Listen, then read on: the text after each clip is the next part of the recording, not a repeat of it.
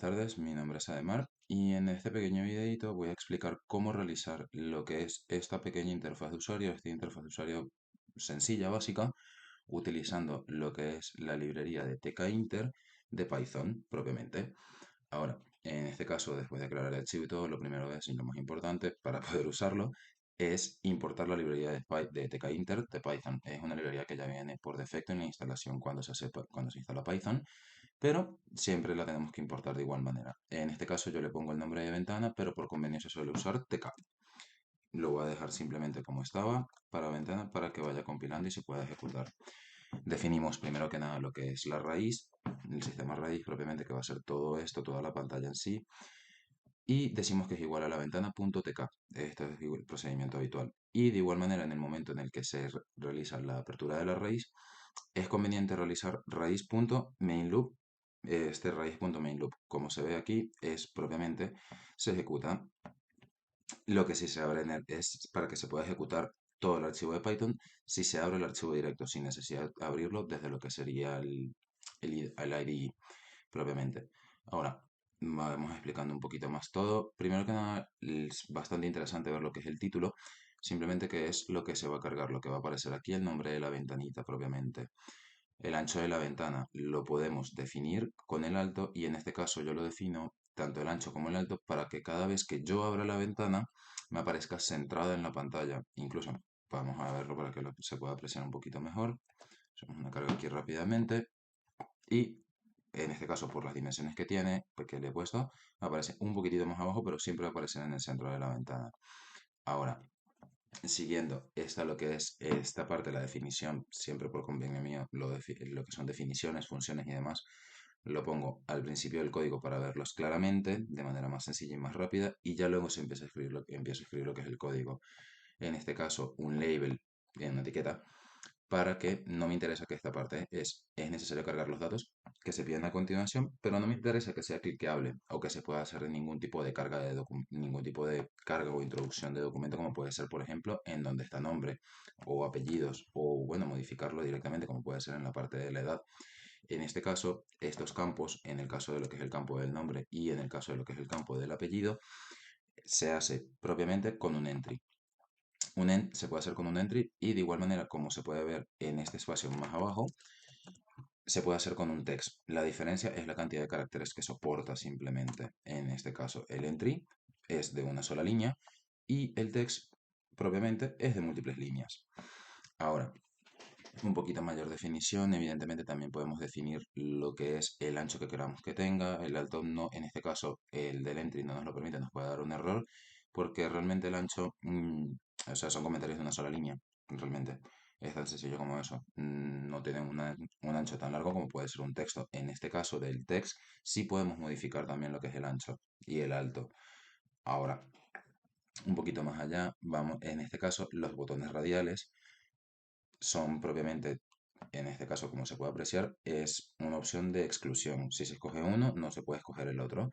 Y es esta parte. Ahora, es bastante interesante apreciarlo.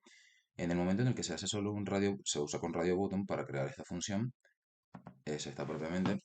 Y en el momento en el que se define, por defecto ya va a venir seleccionado si nosotros no definimos una variable. En este caso es lo que yo hago aquí porque a mí no me interesa que ninguna de estas tres opciones vengan definidos. Entonces, ¿qué hago yo? Simplemente se define una variable, en este caso la defino a 0, porque incluso si, por ejemplo, la defino a 1, se define una variable y quiero que agarre el valor de la variable que sea numérico. Si yo la defino a 1, me va a arrojar, si yo hago esto, si lo defino hacia 1, en el momento en el que yo diga que el valor de la variable b, el valor de la variable v, sea igual al valor 1, me va a venir por defecto marcado el botón de hombre o el botón de mujer. Y si yo no defino ninguna variable, por defecto me va a definir el radio button que esté de primero en la organización, en la distribución de la pantallita. Entonces, simplemente lo dejamos definido a 0 y ninguna variable con el valor equivalente al de definición. Y en este caso simplemente los vamos gestionando para que el valor de la variable vaya aumentando y mientras más variables tenga, puedo aquí poner una variable 4, 5, 6, 7, 8, las que yo quiera, pero que solo se vaya modificando cada vez que yo voy introduciendo esto propiamente. Luego, por otra parte, es un mensajito bastante corto como se puede ver aquí, el mensaje. De igual manera se puede hacer un mensajito como un label propiamente. La diferencia entre label y message en los atributos propiamente es el hecho del espacio que van a ocupar. El label, igual que el entry, es de una sola línea. Por su parte, el message, como se puede apreciar, es un mensaje de múltiples líneas. De igual manera, se puede modificar lo que es el ancho. Esta parte es muy interesante, que es el padding. El padding es la distribución que va a tener y la separación que va a haber entre un campo y otro que se introduzca. En este caso, en tkinter se tiene que definir la parte de lo que es el padding en el eje X y el padding en el eje Y, en el eje Y, como se puede apreciar aquí de igual manera. Por otra parte, listas. Es esto que podemos apreciar aquí. Para la creación de una lista se tiene que hacer mediante un bucle, utilizando un bucle for each propiamente.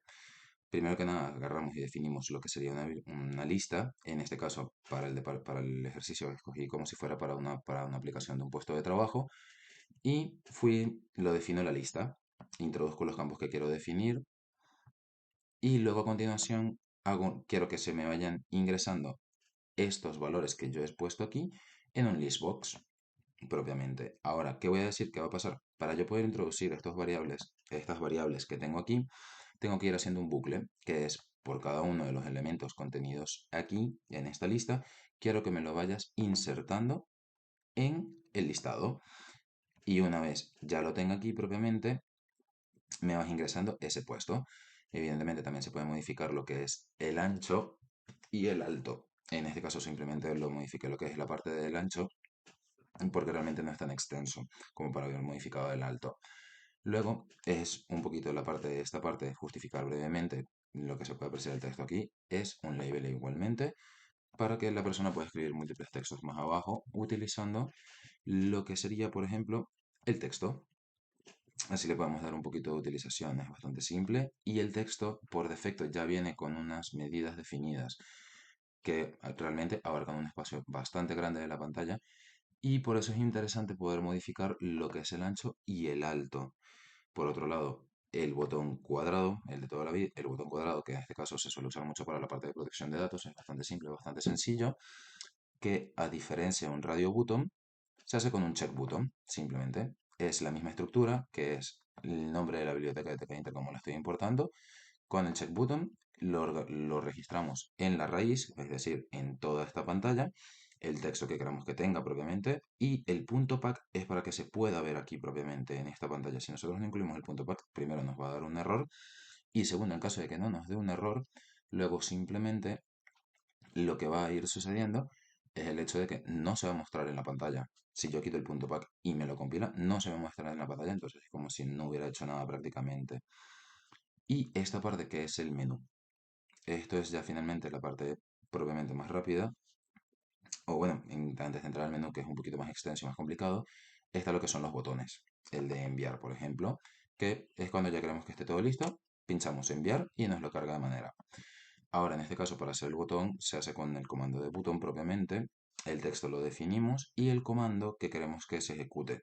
En este caso, simplemente es una confirmación de envío que, como lo podemos ver aquí en las definiciones, la confirmación de envío para este ejercicio práctico rápidamente introductorio de tkinter, simplemente lo que quiero es arrojar un enviado de manera correcta. ¿Dónde me aparece este enviado de manera correcta? Efectivamente, me aparece en el shell.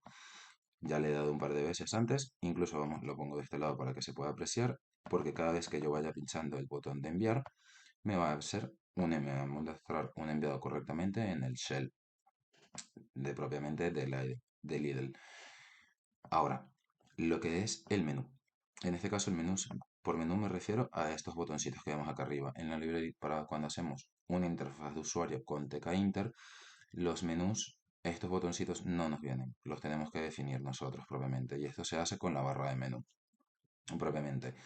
Se hace con lo que es el menú, el objeto menú propiamente.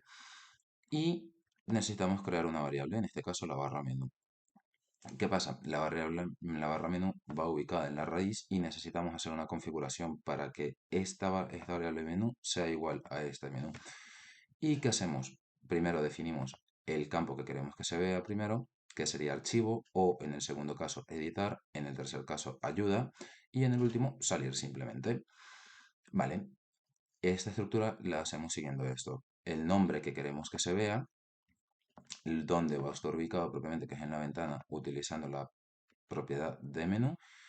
Y tirof, en este caso, es por si nosotros quisiéramos sacar las variables que estuviesen contenidos. Esto lo llevan sistemas operativos, se suele llevar en sistemas operativos diferentes a Windows o iOS. La barra de menú, que es la variable que hemos creado, y propiamente luego en la barra menú, para poder añadir lo que sería estos botoncitos, el de nuevo, abrir, guardar y demás, tenemos que hacer un añadir comando. Estos añadir comandos simplemente es añadirle el label, el nuevo, y si queremos que tenga alguna ejecución, como por ejemplo en el de salir, agregamos un comando. Es utilizando comando, command y salir.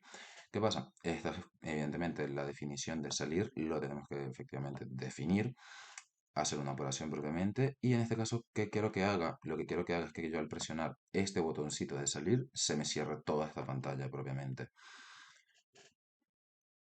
En este caso, cada uno de los apartados se tiene que hacer, es más cómodo llevarlo de manera más estructurada, porque yo puedo, por ejemplo, decir, meter el de copiar, borrar y cortar, si lo pego aquí, me va a aparecer justo acá abajo de este guardar. ¿Qué pasa? Esa es la cuestión, que cada vez que yo quiero añadir una etiqueta nueva en esta barrita, tengo que definir uno nuevo, como puede ser, por ejemplo, suprimir o cargar de nuevo el archivo y escribir el documento correspondiente y la acción que quiero que se corresponda propiamente. O sea, esto es un vídeo bastante introductorio, bastante rápido de lo que sería TK Inter, muy rápidamente, de cómo crear una interfaz de usuario sumamente básica, pero que es muy amigable y muy sencilla, que también al mismo tiempo se puede ir expandiendo más el proyecto porque, por ejemplo, cada vez que yo le dé a enviar, en lugar de hacerme una muestra de enviado correctamente, lo que haga sea recogerme esos datos, guardármelos en un archivo de tipo TXT o un JSON, por ejemplo, para luego hacer una persistencia de datos contra una base de datos propiamente y de igual manera darle funcionalidad más a fondo a todos estos botones, más allá del de simplemente, por ejemplo, salir, que lo que hace es destruírmelo completamente la pantalla, la interfaz. Entonces, bueno, ese es el pequeño videito y lo que es evidentemente todo este texto, todo el código está subido a GitHub y se puede revisar ahí un poquito más a fondo.